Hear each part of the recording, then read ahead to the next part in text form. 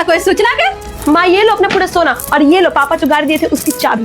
तो यहाँ क्यों लेकर आई? ये सब आप मुझे दिए थे ना, आपको पता है आप जो भी सामान दिए हो मुझे उसमें सिर्फ और सिर्फ मैं अपना सोना ही यूज करती हूँ। टीवी, फ्रिज, सोफा सब घर वाले यूज करते हैं। मेरे लिए जो पापा मुझे गाड़ी दिए हैं उसी से आपके भिखमंगे दामाद डेली ड्यूटी जाते हैं। क्या उनको ऑफिस जाने के लिए दिए थे मेरे पापा? ये मेरे लिए। क्या बक रही हो सोनी, वो मेरे दामाद है। रही बात गाड़ी की, वो मैं खुद अपनी इच्छा से दी थी, ना कि दामाद जी मुझसे भीख मांगे थे।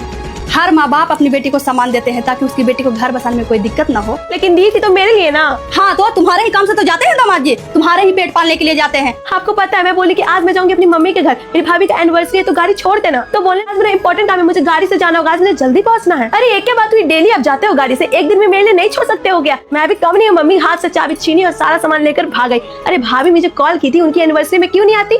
तू भाग कर आई है तो दामाद जी आज खाएंगे क्या? और ड्यूटी जाएंगे तो लंच कैसे ले जाएंगे?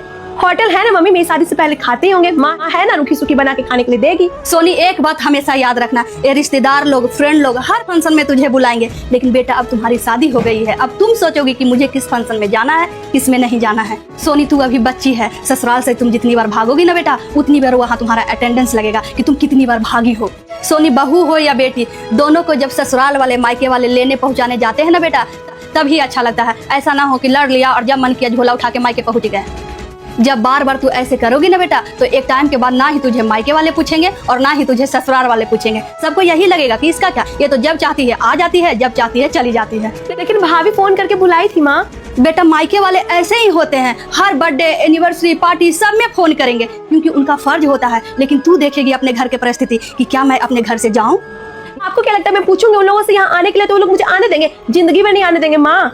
बेटी ये कड़वी सच है कि बेटी तो सिर्फ पैदा होती है, बड़ी होती है मायके में, लेकिन जीवन तो उसका ससुराल में ही कटता है। और जिस लड़की की ससुराल में वैल्यू कम हो जाती है ना बेटा, उसका जीवन उतना ही संघर्ष भरा हो जाता है। और बताऊं सोनी, दुनिया की बहुत बड़ी सच्चाई है कि मायके में भी उसी लड़की को पूछा जाता है जिसका ससुराल में खूब मान मर्यादा हो। इसलिए ससुराल में बधाई हो, आपके बुरे दिन आज समाप्त हो जाएंगे। अगर विश्वास है तो वीडियो को शेयर करके कमेंट में हर हर महादेव लिख दो। ऐसा बनाओ कि जब वहाँ तुम ना रहो तो तुम्हारी कमी लगे लोगों को।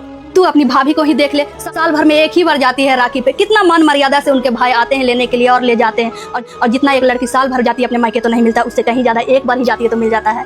क्या हो जाएगा, खुद नहीं देखिए अपना घर जो अपने भाई को परेशान करती है। बेटा ऐसे ही तो आने जाने से घर के मर्यादा बना रहता है। बात तो सही कर रही हो मम्मी तो बताओ भैया को कब भेजोगी मुझे लाने के लिए?